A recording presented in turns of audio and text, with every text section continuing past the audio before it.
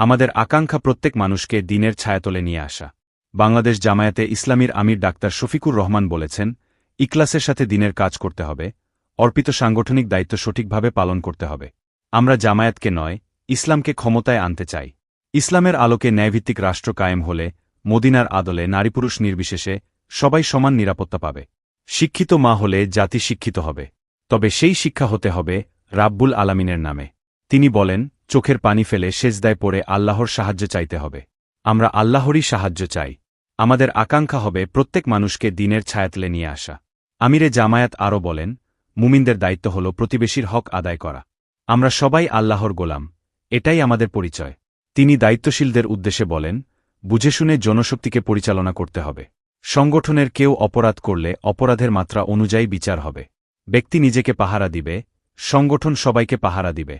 আমিরে জামায়াত সকল ইসলামী দল ও শক্তির সাথে যোগাযোগ বৃদ্ধি ও সম্পর্ক সুদৃঢ় করার উপর গুরুত্বারোপ করেন। তিনি বলেন, শহীদ নেতৃবৃন্দের রক্ত, মজলুমের চোখের পানি ও মুখলিছ নেতাকর্মীদের ত্যাগ কুরবানির কারণে আমাদের প্রতি জনগণের ভালোবাসা ও আস্থা বেড়েছে। তিনি সংগঠনের জনশক্তিদের কুরআন, হাদিসসহ বুদ্ধিভিত্তিক সকল বিষয়ে অধ্যয়ন বাড়াতে এবং পরিবারের সাথে সম্পর্ক ও সময়দান বাড়ানোর নির্দেশনা প্রদান করেন।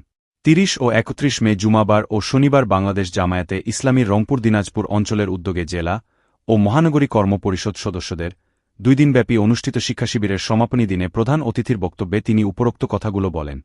নীলফামারী জেলার সৈয়দপুরে আয়োজিত শিক্ষাশিবিরে বিষয়ভিত্তিক আলোচনা পেশ করেন সহকারী সেক্রেটারি জেনারেল ও রংপুর দিনাজপুর অঞ্চল পরিচালক মাওলানা আব্দুল হালিম এবং সহকারী সেক্রেটারি জেনারেল মাওলানা মুহাম্মদ শাহজাহান। কেন্দ্রীয় কর্মপরিষদ সদস্য ও রংপুর দিনাজপুর অঞ্চল সহকারী পরিচালক অধ্যক্ষ মাওলানা মমতাজ উদ্দিনের পরিচালনায় অন্যান্যদের মধ্যে উপস্থিত ছিলেন কেন্দ্রীয় কর্মপরিষদ সদস্য ও অঞ্চল টিম সদস্য অধ্যাপক মাহবুবুর রহমান বেলাল, অঞ্চল টিম সদস্য মুহাম্মদ আব্দুর রশিদ এবং রংপুর দিনাজপুর অঞ্চলের বর্তমান ও সাবেক জেলা আমিরবৃন্দ।